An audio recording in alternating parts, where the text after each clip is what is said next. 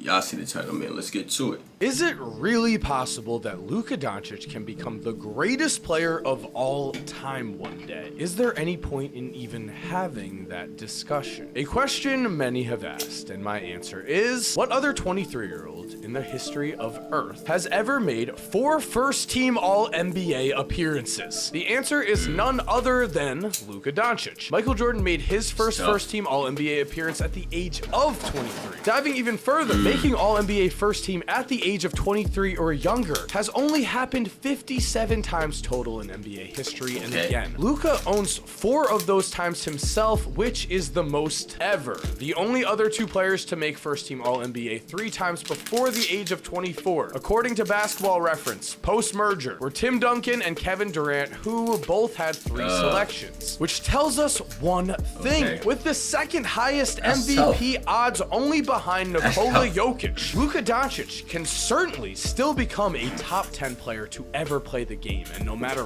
what anyone says, with the success. That's tough. Off there, great stuff, man. We got Luka, King. Go. I'm rooting for you, King. I'm rooting for you. I want to see people do good. I'm talking like this. I got gummies in my mouth, but he has already put out into the world. The resume is actually very much there for Luka to still potentially become the NBA's GOAT. We know this story is an old and proven one. It is winning that cures all. Just 1 second ago, Nikola Jokic was an analytic MVP darling, and now he is seen as a proven battle-tested champion. It is winning that flips. That's a fact. Because he went to the ground, you know what I'm saying, put his chin on his back. Well, not on his back, but, you know, type shit, on one shoulder type shit, you know what I'm saying? His ball got the other shoulder, you know what I'm saying? A few of them under that shit, holding that shit like this. Come on, man. It's the narrative, and when we consider that recently, Luka has lost 10 to 15 pounds. We can write those pounds off as yet another weight loss transformation type deal, or we can listen to his words or the words of those around him who know that the determination to not sit at home during the playoffs ever again has been lit in him. With that fire, we have seen body transformations and incredible international play from both Nikola Jokic and Giannis, who also both use those levels of play to obtain the 2 ultimate prizes in the NBA, the Most Valuable Player Trophy and the Larry O. So what's up, guys? Mike here, and yes, today we are talking Luka. The man is skinny, and I am telling you that weight is not coming off. But also, we are going to break down the apex, the top 8 years of every single GOAT contender in basketball. Trust me when I say this is an incredibly fun video. A lot of research went into this, but also, before that, I'm very excited to say we are bringing back what ifs in an incredibly awesome way as we work on our current major to that combat makeup.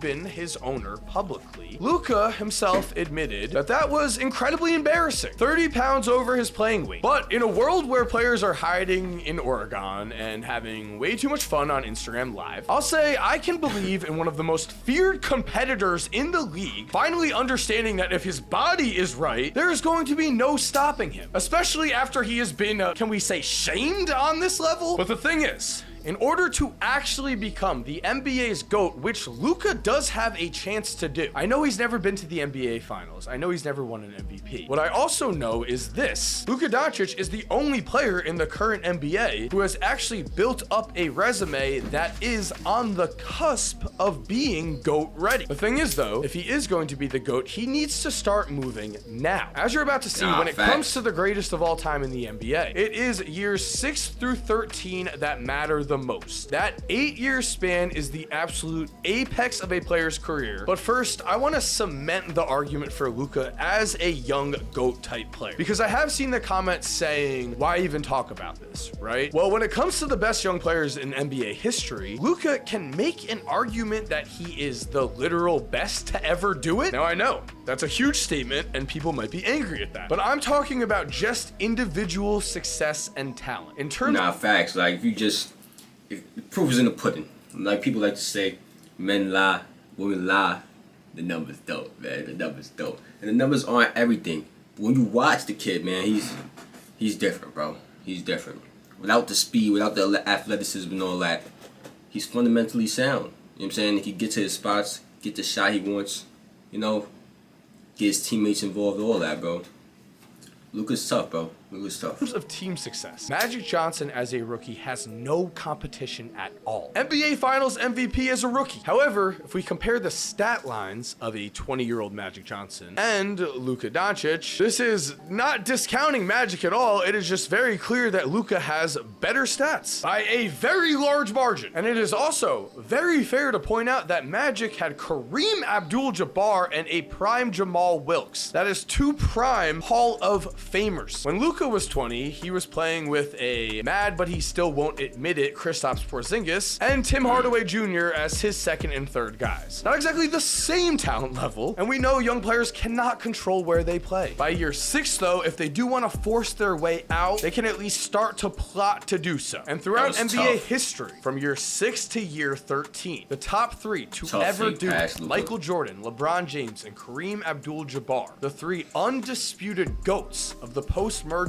era, dominate. It is in their apex where they set themselves apart in the GOAT race. But in order to find out what Luka needs to do to jump into this GOAT race, we are actually going to turn things around and look at the 8 players who were almost in the top 3 of all time, players who were on the way to possibly even becoming the GOAT, but for whatever reason, their career resumes fell short. We are going to look at the failures of what I will call this excluded 8, the 8 players in the post-merger era who actually had a chance to be the GOAT. And we are seeing on this chart exactly where they went wrong. Magic Johnson, Larry Bird, Kobe Bryant, Shaquille O'Neal, Steph Curry, Kevin Durant, Tim Duncan, Dwayne Wade. As you could see, with these 8 names, everyone has at least one fatal flaw. Right away, Steph has an incredible amount of titles, but only 1 Finals MVP and only 4 first-team All-NBAs. Shaq and Duncan both won 3 titles each, and Shaq even had 3 Finals MVPs. He was absolutely incredible, but Shaq also only had 1 regular season MVP, and thus just did not have the resume to be the greatest to ever play. To be the greatest, there is 0 margin of error here. And we can see how important this player's apex really is.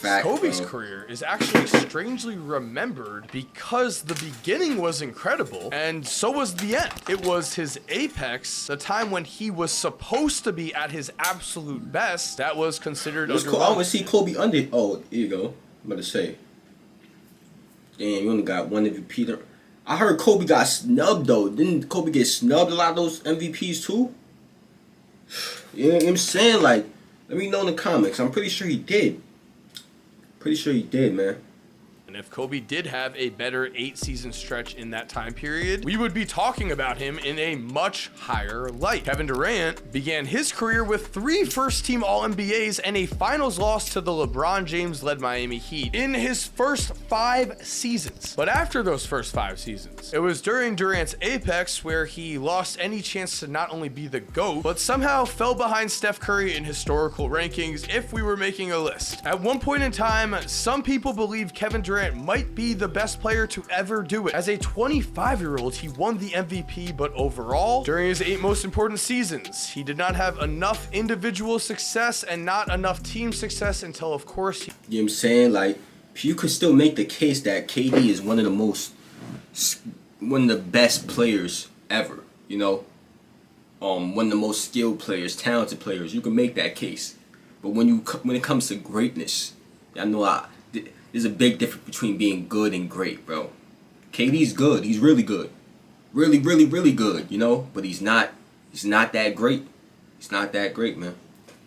He went to the Golden State Warriors. And that is no disrespect on Kevin Durant's name. And many consider Tim Duncan to be the greatest power forward to ever live. But the reason his historic resume is held back when we consider the greatest to ever actually play is that Timmy just did not have that type of individual success. LeBron James finished in the top 3 in MVP voting 8 times in 8 years. No margin of error here. Unfortunately, Tim Duncan only finishing twice in the MVP voting in those years really does say a lot. And we see that in the way we remember him. Right now, greatest power forward to ever play, but not in that GOAT conversation. And look what happened to Dwayne Wade. Recently, Wade has said this. Because of injury, I wasn't able to get to the level that I knew I could get to. In my mind, I was in GOAT level. We talking about ifs. You take away the injuries away, I'm still playing basketball right now if I want to. Like, you couldn't tell me in 06, 07, 08 that I wasn't going to where I wanted to go. Right. And that is a sad truth. Look at how much not having a tremendous apex, despite winning a championship as an early player, has impacted Dwayne Wade's legacy. In just his 3rd season, Dwayne Wade was 2nd team All-NBA, finished 6th in the MVP voting, and then just so happened to carry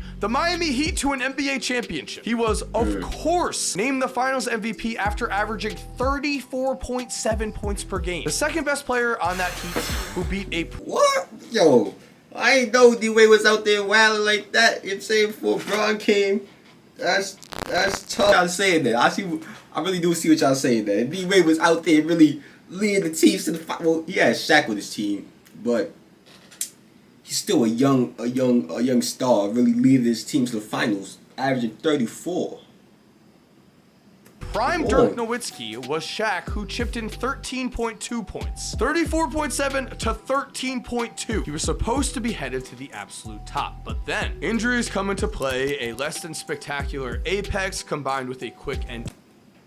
He says Shaq only scored 13.2 points a game. All right. To his career. And now we have Dwayne Wade needing to remind people that he was incredible. At the end of the day, it will be wildly difficult to, of course, top what Michael Jordan, LeBron James, and Kareem did in their apexes. But someone will be able to top Mike eventually if they can just match his apex. Because it is after the Bulls, of course, where Michael Jordan's GOAT resume actually has a weakness. But during his apex, Mike won 4 MVPs and was top 3 in the MVP voting every year other than the 95 season in which he returned famously with the I'm back facts, but also infamously only played in 17 games. Bro, you know what's crazy? I was looking at that, like, why does Bron have one more top 3 MVP or whatever it was? I'm saying that's why. Games in the regular season, then took his 2nd playoff loss with the Chicago Bulls in the 1990s to Shaq and the Orlando Magic in the 95 playoffs. But other than that one season, Mike was essentially perfect. Kareem's case crumbles with the lack of first-team All-NBAs and lack of Finals MVPs. Shout out Magic. If anything, researching this video myself, I'm putting Magic up in my personal top 4 of all time. I've added him here. Top 4. Magic. But as for LeBron James, in terms of individual dominance, LeBron was right there with Mike. I think LeBron is the 2nd best to ever play the game. And there's nothing wrong with that statement, the 2nd best to ever do something ever. But of course, if I'm not saying he's the GOAT, I'm somehow attacking him. At his peak, LeBron... Come on, man.